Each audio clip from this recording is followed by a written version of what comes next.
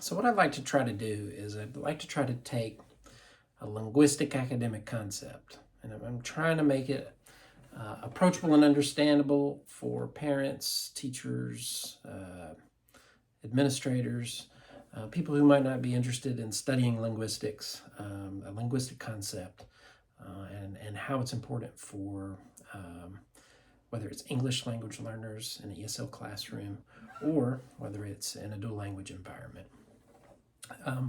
So what that concept is what is a phoneme? So when we talk about phonemes, we're talking about the smallest unit of a sound of a language. So think of a language, right? You can take a language and you can break it down into the smallest unit of a sound, right? So words are made up of multiple sounds. Each one of those sounds is referred to as a phoneme. Now, a phonetic structure, or a phoneme, can also be referred to as, like, think of inside of your mind, as your mind has these little phonemes, right? These little structures of language, these sounds that it can articulate and that it can hear and categorize as intelligible. So when you learn a first language, you have your language phonetic structure, more or less, that's inside of your mind, okay? And that is what you filter all language through, is through your first language phonetic structure. So as a student who would be coming into a dual language program as what we would refer to as a sequential bilingual student, they're going to have a developed first language and they'll be adding in a second language. So it's important for us to understand that when they come to the dual language classroom or they come to an ESL classroom, they come with a phonetic structure of language that is internal in their mind. So I'm going to try to use my guitar to illustrate this. And if you play guitar, you may be able to make more connections to this than if you don't. But if you don't play guitar, I think you'll still be able to see and hear the connections.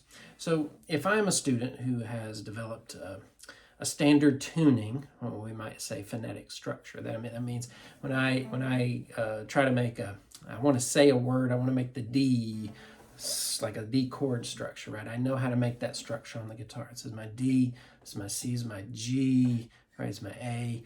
I've got structure for the language to be able to produce those sounds. But what happens is when you come into a dual language classroom, or you come into a new language in general, when you're learning and trying to add in a second language, you bring with you your phonetic structure.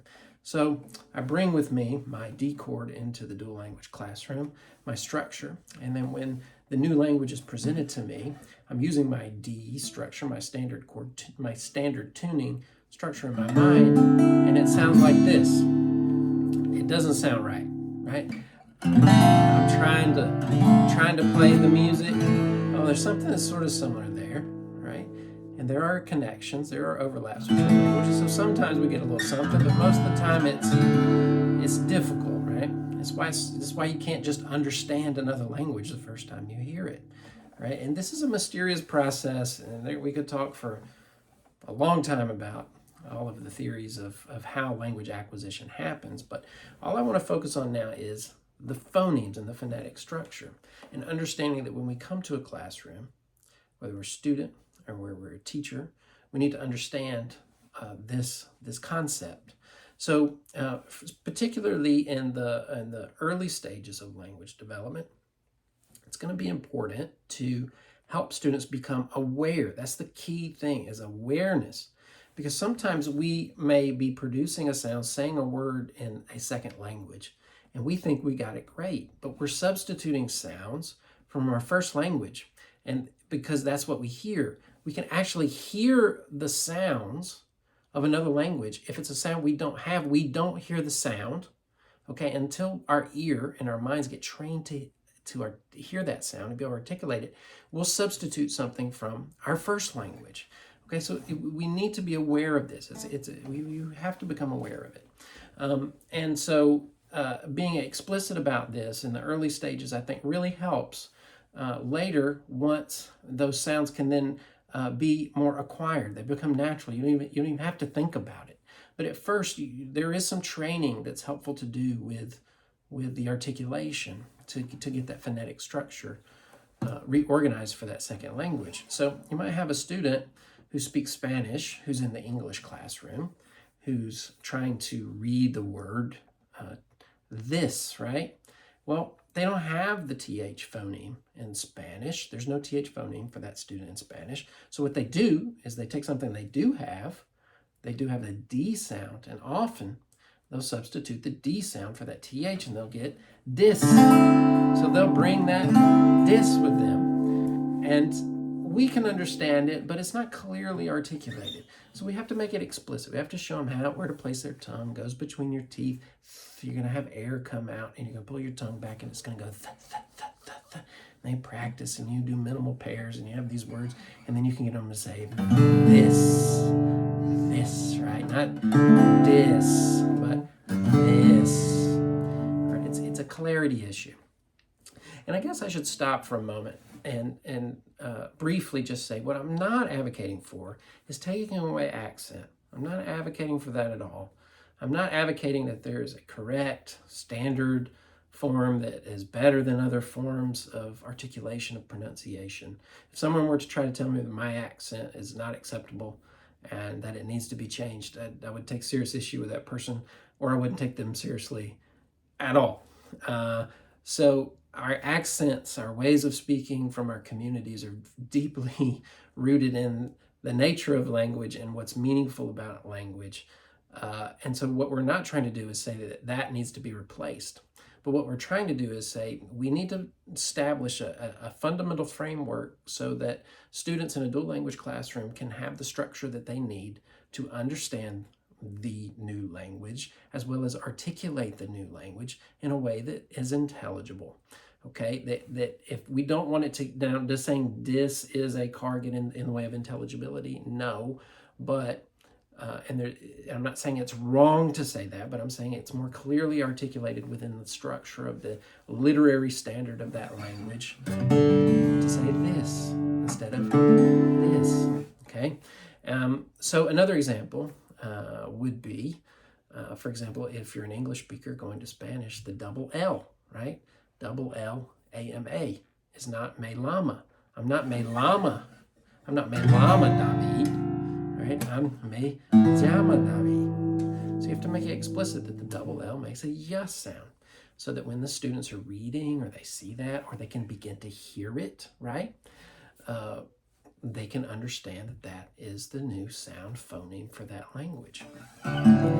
So what we're trying what I'm trying to illustrate is that the structure of languages are different, and that we need to become aware that we're dealing with two different structures of phonemes, and that once we can get these phonemes, we're aware of the structures of these phonemes, then we can begin to play with the language more, participate in the language more. So to illustrate that, I have my guitar here, and you'll notice I've been using standard tuning chords, and they just don't sound right. It's because my guitar is tuned to an open tuning. All right, think of it as tuned to a different language. So I need to move my fingers in different ways. I need to articulate on the guitar in a way that the structure of the sounds of the language can be intelligible. So as we teach students to be aware, suddenly it starts to come together. And they've got the knowledge, they've got the skill, and before you know it, they're playing with the language. And it's a wonderful thing.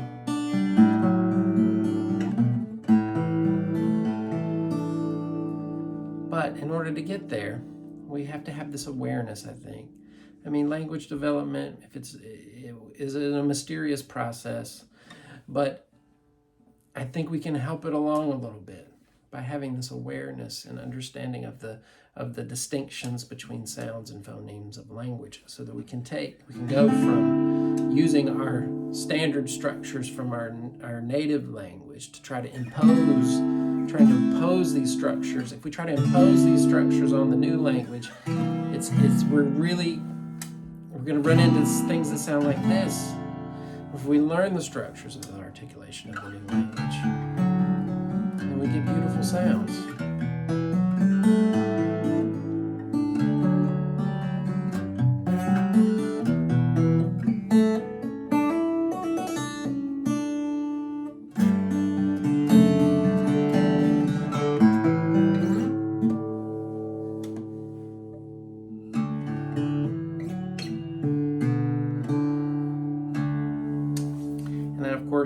from David Wilcock's Language of the Heart, which I thought was a nice little connection.